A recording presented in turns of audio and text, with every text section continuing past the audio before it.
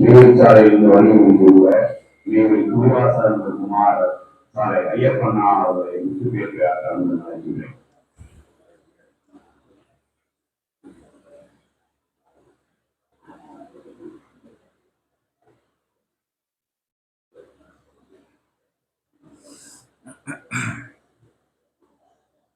தமிழ்ச்சங்கம் வளர்த்த மதுரையிலே நமது குலதெய்வம் தேவகோமான் ஸ்ரீ வித்துநாயகம் மெய்வழிச்சாலை ஆண்டவர்களின் வேதத்தமிழை, தெய்வத்தமிழை, தீந்தமிழை, பிள்ளைத்தமிழை வளர்க்கும் பொருட்டு இந்த மதுரையும் பதியாகிய இத்தெய்வப்பதியிலே மதுரை மெய்வழி வேதம் போதும் பாடசாலைக்கு வந்திருக்கும் மெய்வழிக்குல மக்கள், மெய்வழி தெய்வத்தை நாடி அவர்களுடைய அருளை வேண்டி நிற்கும் மக்கள் எல்லோருக்கும் என்னுடைய நமஸ்காரத்தை தெரிவித்துக் கொள்கிறேன். எப்பவும் போல நிறைய பேர் அந்த பக்கம் கம்மியா இருக்கு. மழை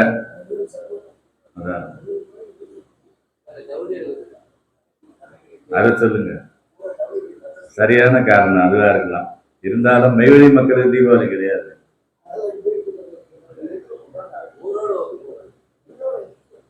சரி இருக்கு, சரி இருக்கிறவங்க கேட்போமே. போன மாசம் என்ன பேசணும், இவங்க வரல, இவங்களால சொல்ல முடியாது. நீங்களும் வரலையா? இல்ல, அதான் நல்ல தைரியமா சொல்லாமே. உள்நோக்கு பார்வை அதுதான். 4 வாரம் பேசியிருக்கோம். ஏன் இதை நம்மளால சொல்ல முடியலன்னா, நம்ம உள்ள பார்க்கல, எல்லாமே வெளியே தான் உட்காந்துட்டு இருக்கிறோம். ஒரு கட்டாயத்தின் பேர்ல மாசமானா நானும் கச்சேரிக்கு போறேன்னு ஒரு பேக்கத்துக்கு மாட்டிக்கிட்டு வந்துட வேண்டியதுதான். நான் கூட தான், நான் பெரிய போய் எடுத்துட்டு வரேன், மதுரைக்கு போனா நிறைய கொடுப்பாங்க அப்படின்னு சொல்லி. அப்ப என்ன அப்படின்னா, இதனுடைய உன்னதம் நமக்கு தெரியலன்னா, மனிதன் யார்? இந்த பிரபஞ்சத்துல 84 லட்சம் ஜீவராசிகள் இருக்குதுன்னு வேதம் சொல்லுது. அப்படிங்கிறத நம்ம தெய்வம் உத்தரவிட்ட பின்னாடி தான் நமக்கே தெரியும், இல்லாட்டி நமக்கும் தெரியாது. இவ்வளவு பேர் வந்து உட்காந்து ஏதோ கொஞ்சம் தெரிஞ்சுக்கிட்டவங்களா இருக்கிற கூட்டம் இது. இன்னும் பூரணத்துவம் அடையல. ஆனா தெய்வம் வந்து பரிபூரணர், சாதாரண பூரணன் கிடையாது, பரிபூரணர். கேட்பாங்க, பரிபூர்ண சம்மதம் தானா? ஏன் வெறும் பூர்ண சம்மதம்னு கேட்கலாம்ல, பரிபூர்ண சம்மதம் தானான்னு கேட்கறது எதுக்குன்றத அடுத்த சபையில ஜிகே நான் சொல்லுவாரு. ஆமா, மதுரை ஜிகே. ஆமாங்க, இல்ல இல்ல, அவரு வரமாட்டார். என்னமையா நீ போமியா அப்படிங்கிறாரு. அதெல்லாம் நான் தாராளமா பேசுவேன், நம்ம மாமா தானே.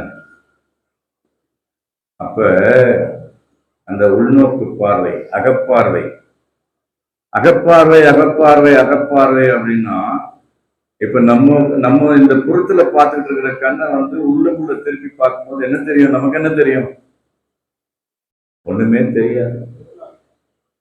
நமக்கு ஒண்ணுமே தெரியாது. ஆனா அதே நம்ம தெய்வம் கூட்டிட்டு போகும்போது அவங்க கொடுக்குற அந்த அறிவு கண் கொண்டு பார்க்கும்போது வேதம் புரியும். எது புரியுது? வேதம் புரியும். இப்ப கூட ஒரு அண்ணா சொன்னாரு, நம்மளுடைய தெய்வ நூல் புதுசு பார்த்தாக்கா பழைய புத்தக கடையில் இருக்குது. அங்க வந்து ஒரு புத்தகம் 500 ரூபா 600 ரூபா, எங்க நான் 60 ரூபாய் 2 வாங்கினேன், 120 ரூபாய்க்கு. இதை நம்ம பேசணும் எங்க நிர்வாகத்துல.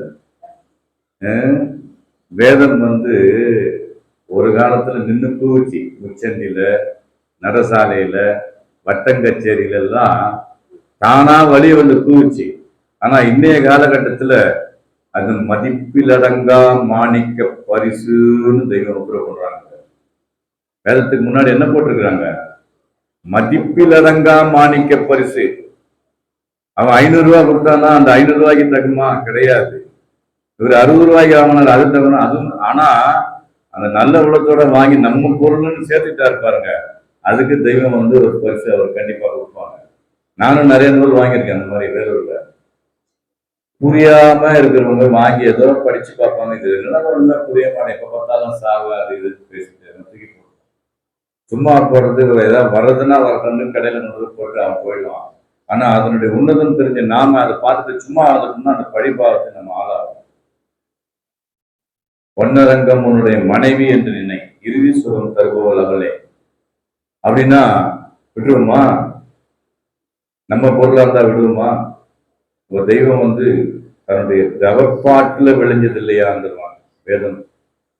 அப்ப அதுக்கு உண்டான மகத்துவமும் மரியாதையும் நம்ம கொடுக்க தவறிட்டோம்னு சொன்னா அதுக்கு நமக்கு கேள்வி உண்டு.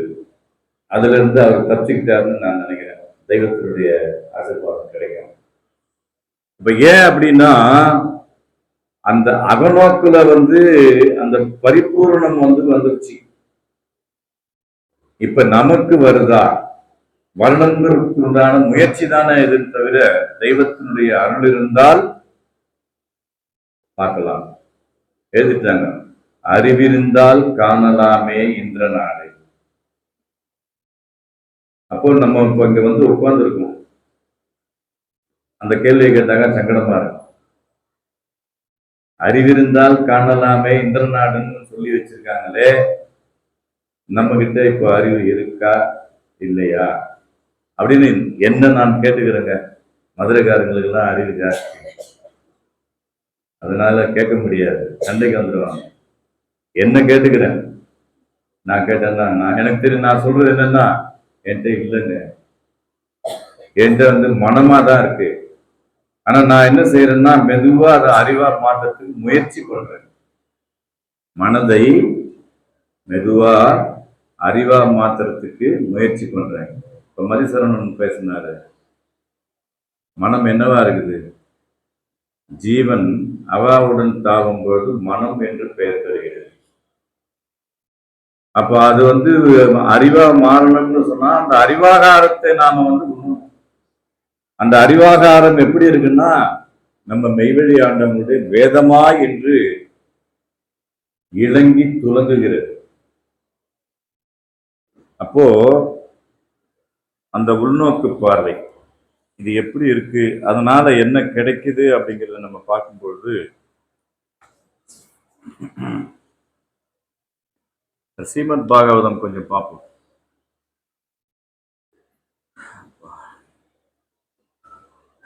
நாம் அடிக்கடி விவாதிக்கும் பொருள் வாழ்க்கை என்பது என்ன? உலகத்தளவுல பிறந்தோம், வளர்ந்தோம், வாழ்ந்தோம், செத்து போறோம். இது உலகத்துல. ஆனா அந்த மக்களும் இந்த உலக வாழ்க்கையில ஒரு நிலையான இடத்தை தக்க வைக்கிறதுக்கு பெரும்பாடுபடுறாங்க. ஒருத்தர் முந்தினம்ன்றதுல வேகம் காட்டுறாங்க. கடைசியில என்ன நடக்கும்? முந்திருவாரு. இவரை விட இவர் 1 கோடினா அவர் 2 கோடி சம்பாதிச்சிருவாரு. அவரும் தான் குழிக்குள்ள போறாரு, இவரும் தான் குழிக்குள்ள போறாரு. அப்ப அந்த பாடு தேவையற்றதா தெரியுது. தெய்வம் அழகாக ஒரு இதுல பேசும்போது வாக்கியத்துல குருடும் குருடும் குருட்டாட்டம் ஆடி குருடும் குருடும் குழி விழுந்தனரே, அந்த மரணக்குழி. அப்ப நாம வந்து பார்க்கிற ஆளா இருக்கலாமா குருடனா இருக்கலாமாங்கிறத நம்ம நிர்ணயம் பண்ணிக்கணும். அந்த வகையில இந்த உலகத்துல வந்து அடிக்கடி விவாதிக்கும் பொருள் என்னன்னா வாழ்க்கை என்ன, வாழ்க்கை என்பது என்ன அப்படிங்கிறது தான் முக்கியமா எல்லாமே பேசிட்டா இருக்கிறோம். வாழ்க்கைன்னா என்னன்னு தெரியல, கொஞ்சம் கூட பொறுப்பே இல்லை. அப்படி இல்லை இப்படி இல்லைன்னு பிள்ளைங்கள் எல்லாம் கூட திட்டுறோம். ஆனா நாமளும் அப்படிதான் வந்திருக்கோங்கிறத நம்ம மறந்துடுவோம். ஏன்னா அந்தந்த காலகட்டத்துல பக்குவங்கள் ஏற்பட ஏற்பட ஏற்பட வாழ்க்கையினுடைய தன்மைகள் மாறிக்கிட்டு இருக்கோம். அது சுழற்சி இருக்குல்ல, அது என்ன நடக்கணுமோ அது செஞ்சுக்கிட்டே போவோம். ஆனா நம்மள சுழற்சி என்ன பண்ணிருக்குன்னா மெய்வழிங்கிற ஒரு மையத்துல கொண்டாந்து வச்சிருச்சு. சுத்தானது சுத்திக்கொண்டே இருக்கும். அதாவது ஆதிமான்மியத்துல வண்டி சக்கரத்தை பத்தி ஒரு உபமானம் கொடுப்பாங்க தெய்வம். வண்டி சக்கரத்தை பத்தி, வண்டி சக்கரத்துல நம்ம வாழ்க்கையை போதிச்ச ஒரே தெய்வம் நம்ம தெய்வம் தான். அதுல 4 விதமான பொருட்கள் அடங்கி இருக்கு. கும்பம், ஆரக்கால், வட்டை, அயப்பட்டா. இப்ப நமக்குள்ள இருக்கிறது அதே 4 இருக்குன்னு உத்தரவு பண்றாங்க. நீ கண்காணன் இருப்பது தூல தேகம், இதற்கு அப்பால் உள்ளது சூக்ம தேகம், அதை கடந்து காரண தேகம், அதற்கு அப்பால் உள்ளது மகா காரண தேகம். அந்த மகா காரண தேகத்துலதான் அந்த பரம்பொருள் வாசம் செய்யுதுன்னு வாக்கியத்துல பல இடங்கள்ல தெய்வம் பேசுறாங்க. இப்ப இந்த வண்டி சக்கரத்தை பொருத்தி பார்க்கும்போது அந்த மகா காரண தேகத்திற்கு அந்த பரம்பொருள் என்னவா இருக்குன்னு சொன்னாக்கா அயப்பட்டாவா இருக்கிறது. அதுக்கு அந்த ஓமானம் கொடுக்குறாங்க தெய்வம். அதாவது இந்த மனிதனானவன் ஆண்ட குரு என்னும் அயப்பட்டா இல்லாம இந்த வாழ்க்கையில வாழ்ந்தான்னா, இந்த அயப்பட்டா இல்லாம உருண்டோடும் அந்த வண்டி சக்கரமானது எப்படி உடைந்து தீக்கிரை ஆகிறதோ அது போலவே இவன் கடைசியில தீட்டாகி கஸ்பஜலம் செத்து போயிடுவான். அப்ப அந்த 4வது நிலையாகிய மகா காரண தேகத்தில் இருக்கிற அந்த அயப்பட்டாவாகிய குருவை நாம் பெறணும்னு சொன்னா நமக்கு அந்த அகநோக்கு பார்வை வலுப்படணும். தூல வாழ்க்கையை துச்சமா எண்ணி ஜீவ வாழ்க்கையை திறம்பட செய்ய பழகணும். அப்படி பழகத்துக்கு உண்டான ஒரு இடமா தான் தெய்வம் 1954 இருந்து இந்த ஊர்லயுமோ மதுரையிலயுமோ வேலூர்ல சென்னையில அவங்களே போய் ஆரம்பிச்சு வச்சுட்டு வந்தாங்க. ஏன் அப்படின்னா அவங்க மையத்துல இருக்கிறாங்க. உலகத்துக்கே மையம் மெய்வழிச்சாலை இருந்தாலும் எல்லா பக்கத்துல இருந்தும் மக்கள் வரப்போக வசதியா இருக்கணும். எந்த பக்கம் பார்த்தாலும் ஒரு 350 கிலோமீட்டர் தான் மெய்வழிச்சாலை இருக்கும், எந்த பக்கம் எடுத்தாலும். அந்த வகையில அங்க இருந்துகிட்டு எல்லா பக்கமும் ஆட்சி பண்ணிக்கிட்டு இருக்காங்க. அப்போ வாழ்க்கை என்பது என்ன என்பதற்கு பதிலாக வருவதுதான் மோட்சம். கடைசியில வெளியில இருக்கிறவங்க சொல்றாங்க, என்ன பண்ண நம்ம மோட்சம் அடையணும்ப்பா, அடைந்தார்களா அப்படின்னா இல்லைங்கிறது தான் உண்மை. அதுக்கு அடையாளமா நம்ம நிறைய பார்க்கறதாக தெய்வ வாக்கியத்தில் இருக்கு. அதுக்கு அடையாளங்கள் இருக்குங்கிறத உத்தரவு பண்றாங்க. இந்த வார்த்தையே ஞானம் அடைதல், ஜீவன் முக்தி, தன்னை அறிதல், கடவுளை காணுதல், ஆத்ம சாட்சாத்காரம், அத்வைத அனுபவம் என்று விதவிதமான பெயர்களில் எப்படி அழைத்தாலும் ஒரே பொருள்தான். ஒவ்வொரு மதத்துல ஒரு நாமம் வச்சிருக்காங்க அந்த மோட்சம்ங்கிறதுக்கு பேரு. அத எப்படி கூப்பிட்டாலும் ஒண்ணுதான், பொருள் ஒண்ணுதாங்கிறத நிரூபணை செய்யற இடம் எங்க அப்படின்னு பார்க்கும்போது இந்த புவனத்துல மெய்வழிச்சாலையை தவிர வேறு எங்கும் இல்லை அப்படிங்கிறத நாம அனுபவபூர்வமா தெரிஞ்சு வச்சிருக்கோம். அதை ஏன் அடைய வேண்டும், ஏன் அதை அடையணும்?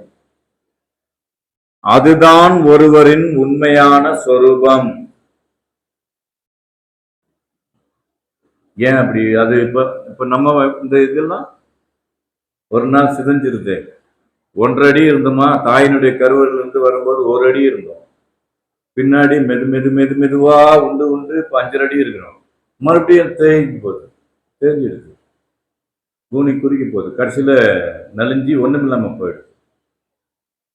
இங்க வராம வெளியே இருந்தோம்னா மண்ணுக்குள்ள போட்ட பின்னாடி ஒரு 6 மாசம் அடுத்து பார்த்தோம்னாக்கா அங்க ஒண்ணுமே இல்லை. அந்த அழகு, வனப்பு, ஆண்மை, நேயம் இதெல்லாம் ஒண்ணும் இல்லாம வெறும் எலும்புக்கூடு மட்டும்தான் இருக்குது. அப்போ இது அல்ல நம்ம வாழ்க்கை. அப்போ அந்த மோட்சம் வந்துதான், அதுதான் உண்மையான சொரூபம். அதுதான். அது எங்க இருக்கு அப்படின்னா இந்த 4வது எல்லையில இருக்கு, அப்பாலுக்கு அப்பாலாய். அதுதான் ஒருவரின் உண்மையான சொரூபம், இயல்பு. இதைத்தான் நம்மாழ்வார் திருவாய்மொழியில் வைகுண்டம் புகுவது மன்னவர் விதியே. அவர் சொன்னாங்களா, ஆண் பெண் பேதங்கள் இவர் அண்ணாதான் சொன்னார், ஜாதி 2 ஒழிய வேறில்லை. நம்ம முத்து முகமது அண்ணா சொல்லும் பொழுது மன்னவர் என்பது காமன் வேர்டு. அது ஆண் ஜீவனுக்கும் பொருந்தும், பெண் ஜீவனுக்கும் பொருந்தும், ரெண்டுமே ஒண்ணுதான். வைகுண்டம் புகுவது மன்னவர் விதியே என்கிறார். நீங்கள் எப்படி இருந்தாலும் ஆத்மாவை தெரிந்து கொண்டுதான் ஆக வேண்டும் என்கிறார். நீ உன்னுள் இருக்கும் என்னை நீ பார்க்காவிட்டால், ஆதிமான்மத்தில் தெய்வம் உத்தரவு பண்றாங்க, உன்னை நான் மனிதனாக படைத்ததாக என் முன்னால் நீ நிரூபிக்க முடியாது. வேதத்துல இறைவன் என்ன சொல்றார் அப்படின்னா, நீ ஒன்னில் இருக்கும், பலதுல கிடையாது, ஒன்னுத்துல இருக்கேன், ஒன்னில் இருக்கும் என்னை நீ அறியாவிட்டால் உன்னை நான் மனிதனாக படைத்ததாக என் முன்னால் நீ நிரூபிக்க முடியாது. இங்கே விழிக்குருடனாகவேதான் இருப்பாய். அப்ப விழி நமக்கு தெரியுதே, அப்ப தெரிஞ்சும் கூட அப்ப குருடனா இருக்கிறோம்னா அப்ப இந்த விழி அல்ல அப்படின்னு நமக்கு புரியுது. அப்ப வேற ஏதோ ஒரு இருக்கு அங்க. அத தெய்வம் அறிவு கண் சொல்றாங்க. பண்ணும்போது அறிவு கண் அது அவங்களாவே இருப்பாங்கன்றது நம்ம இன்னும் போக போக தெரிஞ்சுக்கலாம். அப்படி பார்க்கும்பொழுது அதுதான் ஒருவரின் உண்மையான சொரூபம், இயல்பு. இதைத்தான் நம்மாழ்வார் திருவாய்மொழியில் வைகுண்டம் புகுவது மன்னவர் விதியே என்கிறார். நீங்கள் எப்படி இருந்தாலும் ஆத்மாவை தெரிந்து கொண்டுதான் ஆக வேண்டும் என்கிறார். உடம்பெடுத்து பூமிக்குள் வரும்போது ஜீவன் சாதாரணமாக வருவதில்லை. யார் நம்பினாலும் நம்பாவிட்டாலும் தான் இதற்கு முன்பு எந்த வடிவத்தில் இருந்ததோ, மானிடராக பிறந்து எந்தெந்த செயல்களை செய்து கர்ம வாசனைகளை சேர்த்து கொண்டதோ அதெல்லாம் திரும்பவும் வரும்.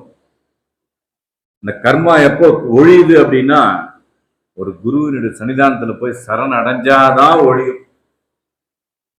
அப்படி இல்லைன்னா தொடர்ந்துகிட்டே இருக்கும், விரட்டிக்கிட்டே இருக்கும். எத்தனையோ பிறவிகளாக செய்த கர்மத்தின் வாசனையோடு தான் பிறக்கிறது. ஏன் பிறக்க வேண்டும் என்கிற வினா வருகிறதா? ஏனெனில் தான் இந்த உடம்பு என்கிற எண்ணம் வலிமையாக இருக்கிறது.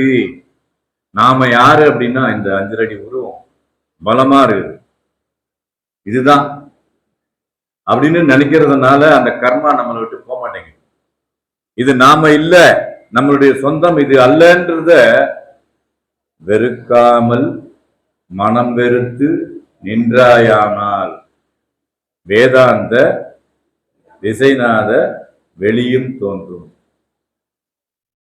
உருக்கமுடன் மனமூனி பாய்ந்தாயானால் வெல்லாமற் போவதில்லை மெஞ்ஞான வேதாந்தத்தைன்னு மெய்மதி ஞானத்துல கடைசியில தெய்வம் கொடுப்பாங்க. அப்ப வெறுக்காமல் மனம் வெறுக்கணும். அதை முதலே சொல்லிட்டேன். தூல வாழ்க்கையை துச்சமா எண்ணி ஜீவ வாழ்க்கையை திறம்பட செய்தல். இப்ப திறம்பட செய்யறது அப்படிங்கிறது என்னன்னா, நமக்குள்ள பயணிக்கணும். நமக்குள்ள பயணிக்கணும்னா வேதத்துலதான் நம்ம சதா நம்ம நினைவு ஒட்டி இருக்கணும். அததான் தெய்வம் அடுத்த வாக்கியத்துல கொடுக்குறாங்க. ஏனெனில் தான் இந்த உடம்பு என்கிற எண்ணம் வலிமையாக இருக்கிறது. அதனால் உடல் தளர்ச்சியுற்று மரணம் அடைந்தாலும் அந்த வலிமையான எண்ணத்தினாலேயே, அந்த வாசனையின் பலத்தினாலேயே மீண்டும் உடலெடுக்கிறது. இப்படி உடலெடுத்த ஜீவன் சந்தோஷம் எங்கே என்று தேடுகிறது. அமைதி இல்லை. பிறந்த குழந்தைக்கு கவலை இருக்கா? சந்தோஷம் இருக்கா? இவ்வளவு சம்பாரிச்சு எடுத்துட்டு வந்து கொடுக்கணும், இது பண்ணணும் அப்படிங்கிற எண்ணம் இருக்கானா? இல்லை. ஆனா வளர வளர வளர என்ன பண்றோம்னா, நம்ம தான் நமக்கு பெற்றவங்க ஊட்டின மாதிரி நம்ம பிள்ளைங்களுக்கு நம்ம தான் ஊட்டுறோம். படிக்க வைக்கிறோமா, போய் வேலை செய்யடா, படிச்சுட்டு உட்காந்து என் பிள்ளைய நான் திட்டுறேன். அதனால உரிமையை சொல்றேன், நான் பகிரங்கமா சொல்லலாம். படிச்சா அவ்வளோ செலவு லட்சக்கணக்கில் செலவு பண்ணி உட்காந்துங்கிறான் பாருங்க. வேலைக்கு போடான்னா கூட போக மாட்டேங்கிறேன், திட்டுறோம். அப்ப நம்ம குறிக்கோள் என்னவா இருக்குதுன்னா, இந்த உலக சம்பாதனையை பெருசா நினைச்சுதான் இருக்குது. பரவாயில்ல, இந்த இலையில இருந்து ஆலயத்துக்கு போயிட்டு ஒரு வணக்கம் பண்ணிட்டு இருக்கேன், இருக்கட்டும் பார்ப்போம், தெய்வம் கொடுப்பாங்க அப்படின்ற எண்ணம் எனக்கே வர மாட்டேங்குது. அப்ப நானும் வெளியே தான் இருக்கிறேன், பேசுறோம், ஆனா அந்த புறத்துல தான் இருக்கு, அந்த ரங்கத்துக்குள்ள போக முடியல. அதுக்கு கொஞ்சம் முயற்சி பண்றதுக்கு தான் இந்த பயிற்சி. அப்போ வலிமையான எண்ணத்தினாலேயே, அந்த வாசனையின் பலத்தினாலேயே மீண்டும் உடலெடுக்கிறது. இப்படி உடலெடுத்த ஜீவன் சந்தோஷம் எங்கே என்று தேடுகிறது.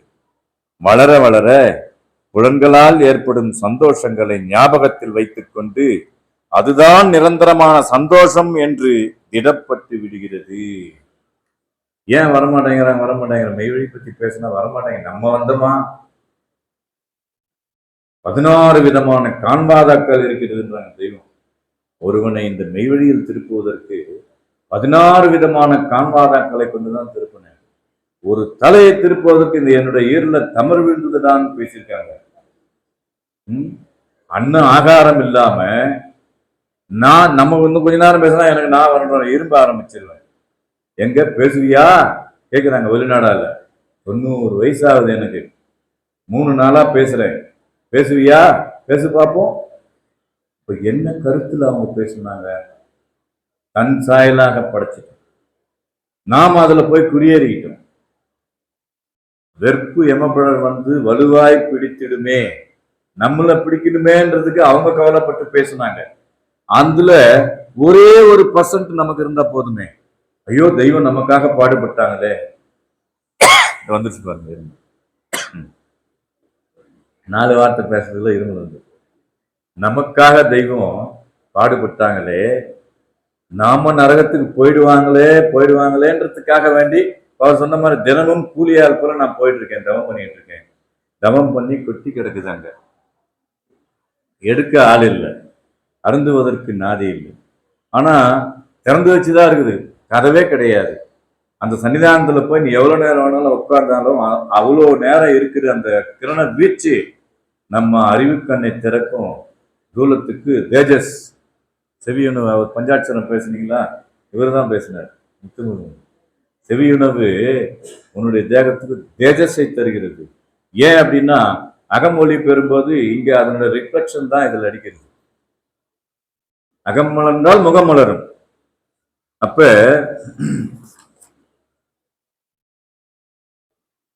புலன்களால் ஏற்படும் சந்தோஷங்களை ஞாபகத்தில் வைத்துக் கொண்டு அதுதான் நிரந்தரமான சந்தோஷம் என்று திடப்பட்டு விடுகிறது. அனுபவித்த சந்தோஷங்களை புத்தியும் சித்தமும் சேர்த்து கொண்டு அதையே மீண்டும் மீண்டும் அனுபவிக்க இயங்குகிறது. அதையே விதவிதமான முறையில் உலகத்தில் தேடிய வண்ணம் இருக்கிறது. வெறும் சந்தோஷத்தை தேட போய் ஆசை பேராசையாக மாறி வேறொரு விபரீத உருவை ஜீவன் கொள்கிறது. எத்தனை கிடைத்தாலும் அந்தந்த நேரத்தில் கிடைக்கும் சிற்றின்பத்தை அனுபவித்துக் கொண்டு இந்த நான் என்கிற அகங்காரம் கொழுக்கிறது. இந்த ஜீவன் வேறொரு உடல் எடுத்துக் கொள்கிறது அப்படிங்கிறத நம்ம கண் கூட பார்க்கிறோம். தெய்வம் நேரா சொல்றாங்க, அழகை தேகம். நரகவாதிங்கிறதுக்கு முதிரை எங்கேயே போட்டுறாங்க, அழகை தேகம் வந்து விடுமே. ஆனா இங்க நம்ம மெய்வழி மக்களுக்கு சொர்க்க தேகம் அங்கேயே கொடுத்துடுறாங்க, இங்கேயே ரிசல்ட் தெரிஞ்சு போகுது. அப்ப இதை பெறுவதற்காகத்தானே மாசத்துல ஒரு நாள் நாம இங்க வந்து உட்காடுறோம். ஏன் ஒரேடியா பண்ண முடியாது? பழமொழி இருக்கு, சிறுக கட்டி பெருக வாழ இருக்கா இல்லையா? நம்ம உலகத்துல சிறுக கட்டி பெருக வாழ. மாசத்துக்கு ஒரு முறை ஒரு வாக்கியம் இப்படி மனப்பாடம் பண்ணிக்கிட்டே வந்தா வேதம் முழுதும் நமக்கு மனப்பாடத்துக்கு நினைவுல வந்து தங்குமே. அப்போ அந்த யமன் படர் வந்து மோதும் போது தெய்வமேன்னு இந்த வாக்கியம் நினைக்க வரும்போது அங்க விலகிடுவார் அவரு.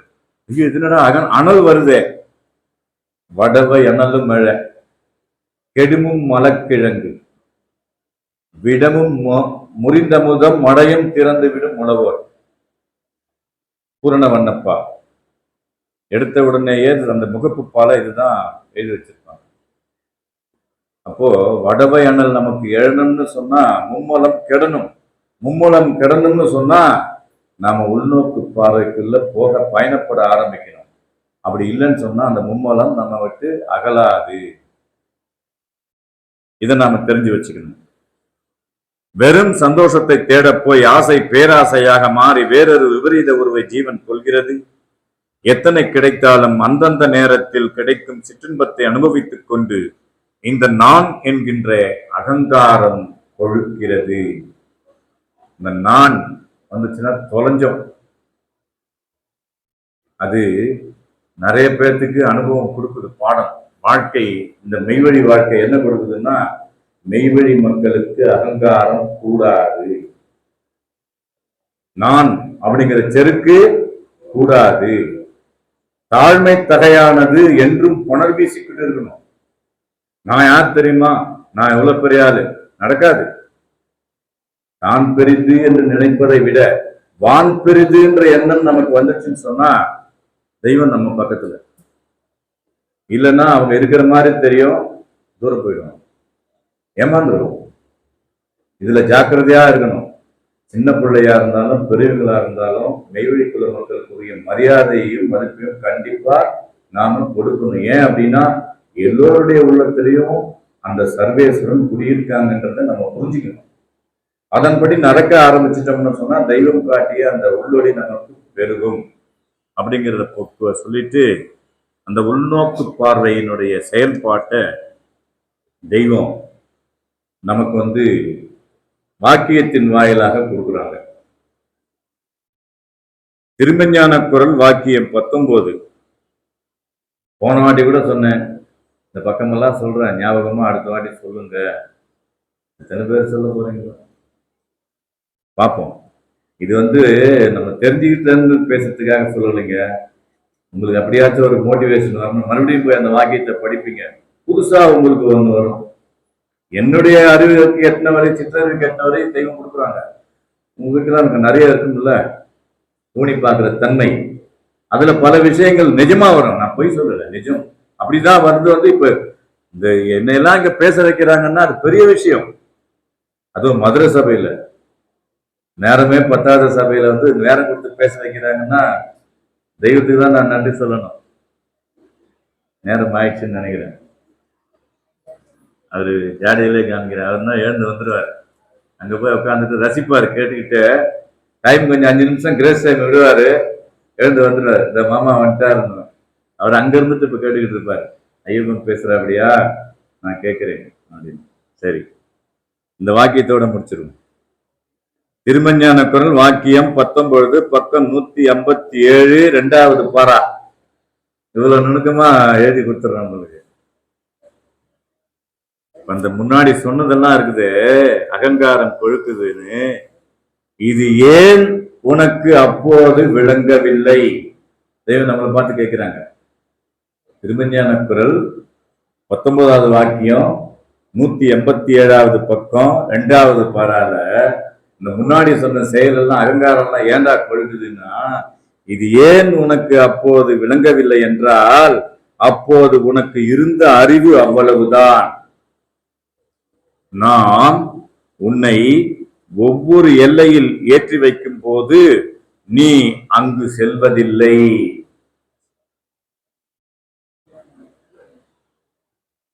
அவங்க என்னமோ ஏற்றிதான் வைக்கிறாங்க. சொல்லாத நிலையையும் மெய் வழிநூலில் சொல்லியே மறைத்து வைத்தேன் சந்ததிகற்காய் எழுதி வச்சிருக்கிறாங்க. அப்போ அந்த நிலை என்ன நிலைங்கிறதுக்கு உண்டான ஊக்கமும் ஆக்கமும் யாருக்கு வேணும்? சந்ததி அப்படின்னு மாத்தட்டிக்கிற பாருங்க, நமக்கு வேணும். அப்பதான் அதை பத்தி பேச முடியும். அப்படி இல்லைன்னு சொன்னாக்கா வேதம் ஒரு காகிதமா போயிடுமே. அதுலதானே தெய்வம் அப்படித்தானே எழுதி வச்சிருக்காங்க. நீ அதுக்கு துணி கொடுத்து உரத்து பேசலன்னா அது வெறும் காகிதமா தான் இருக்கும். அதுவே உயிர் கொடுக்குற வேதமே உயிர் இல்லாம இருக்கும். தெய்வம் நம்ம கொடுக்குறாங்க. அப்போ இது ஏன் உனக்கு அப்போது விளங்கவில்லை என்றால், அப்போது உனக்கு இருந்த அறிவு அவ்வளவுதான். நாம் உன்னை ஒவ்வொரு எல்லையில் ஏற்றி வைக்கும் போது நீ அங்கு செல்வதில்லை. உன்னால் அங்கு செல்லவும் முடியாது.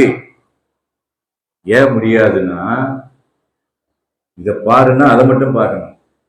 பக்கத்துல என்ன வச்சிருக்கிறாங்க, நம்ம அங்கதான் போவோம். ஏன்னா நம்மளது மனமாதான் இருக்கிறத தவிர அறிவா மாறல. ஒரு விளக்கு தண்ணியில நினைச்ச ஒரு திரி இருக்குல்ல, அதுல எடுத்துன்னு போய் ஒரு தீபத்தை எடுத்து இன்னொரு விளக்குல இருக்கிற தீபத்தை கொண்டு போய் வச்சுன்னா பட்டுன்னு பிடிச்சிக்குமா? அந்த அந்த சுடரை அது இழுக்காது. ஏன் அப்படின்னா அதுல ஈரம் இருக்குல்ல, அந்த ஈரம் எல்லாம் காயணும். காஞ்சி அதுக்கப்புறம் சூடு அந்த பதமெல்லாம் காஞ்ச சுத்தமா தண்ணியே இல்லைங்கிற நிலைமை வரும்போதுதான் இதுக்கு கொஞ்சம் ஏறும்.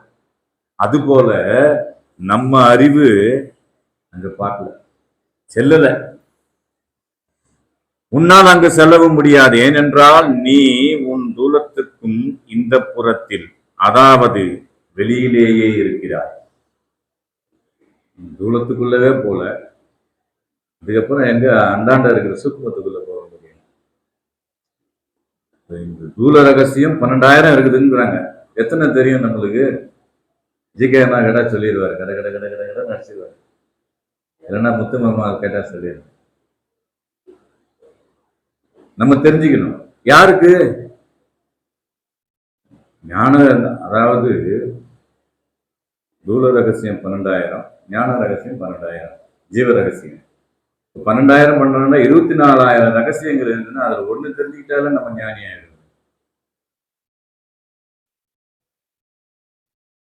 இந்த தலையை எடுத்துக்கிட்டோம்னா அசைறது இந்த தாடை மட்டும்தான் அசையுது, இது மட்டும்தான் அசையுது. இது ரெண்டு செயலுக்கு உபயோகப்படுது. எது எதுக்கு? இப்படி நம்ம பார்க்கணும்னு தெய்வம் உத்தரவு பண்றாங்க. டேய், உன் தூலத்துல இருக்கிற அங்கப்புலங்களை நீ சீர்தூக்கி பாருடா, அப்பதான்டா உனக்கு தெரியும் இறைவனுடைய செயல் எப்பேர் கொத்ததுன்னு. இது அசையுது, அப்பதான் சாப்பிட முடியும். இது அசையுது, அப்பதான் பேச முடியும். நான் அசைந்தால் அசையும் அகிலம் மேலவன். நான் அசைஞ்சாதான் அகிலம் தான் அசையும், இல்லாட்டி அசையாது, மௌனமா இருக்கு. ஆனா அது அசைஞ்சதுன்னு வச்சுக்கோங்க, நம்ம மௌனம் ஆயிடுவோம். அதுக்குதான் அது அசையும். நம்ம அலைஞ்சுக்கிட்டு இருக்கிற எண்ணங்களை ஒடுங்கிறதுக்காக தான் அந்த திருநா அசையும். அந்த நான் அசைந்ததை நாம இசையோட கேட்டோம்னா நாம மௌனம் ஆயிடுவோம்.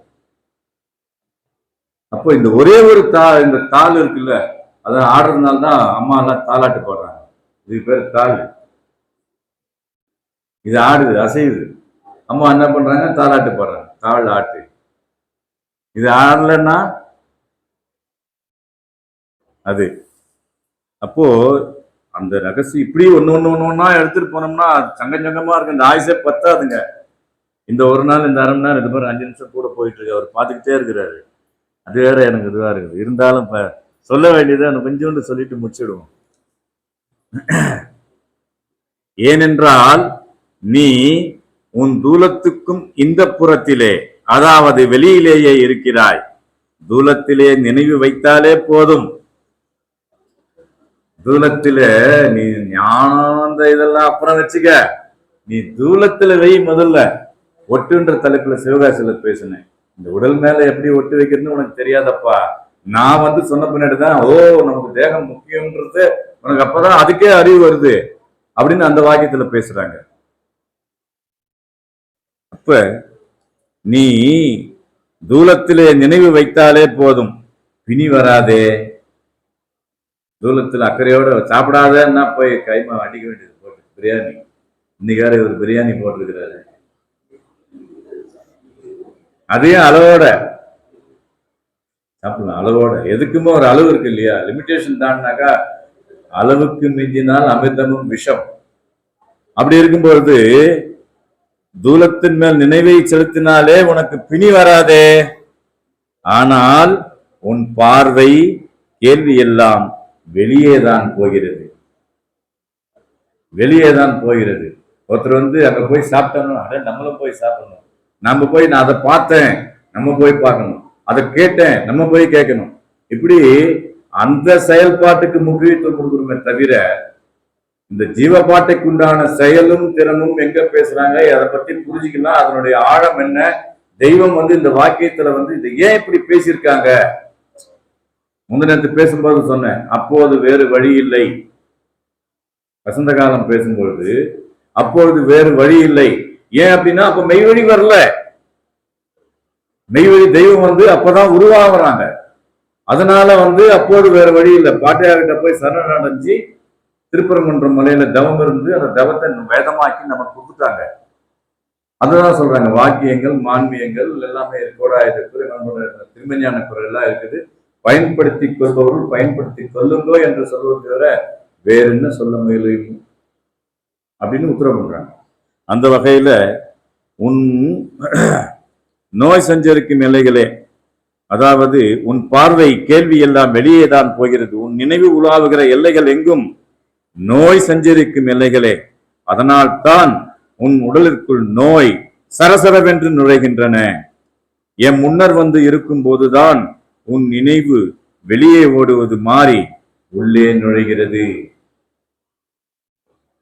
இப்ப எங்க நிக்கிறோம், எவ்வளவு பேர் உள்ள வந்துக்கிறாங்கன்றது அவங்கவுங்க ஸ்கேல் பண்ணிக்கங்க, அது எனக்கு தெரியாது. ஆனா இதை பத்தி பேசணும்னு அந்த ஆர்வத்தோட நம்ம வரும்போது நான் தெய்வத்திட்ட பயந்து பேசுறேன்.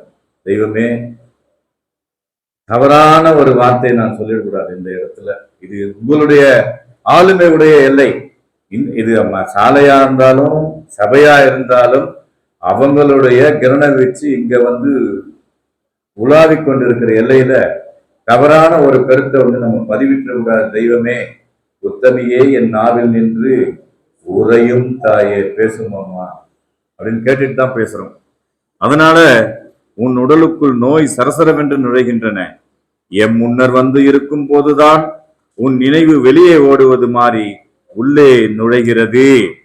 சுவாசம் ஒடுங்கி ஓட ஆரம்பிக்கிறது. புது புது எல்லைகளை பற்றி நீ சும்மா வாயிலே பேசுவதோடும் அதிசயமாக நினைப்பதோடும் நின்று கொள்கிறாய். அப்படி இருந்தும் உன் ஜீவதேகத்துக்கு அப்பால் உள்ளவற்றையும் நாம் உனக்கு காட்டுகிறோம்.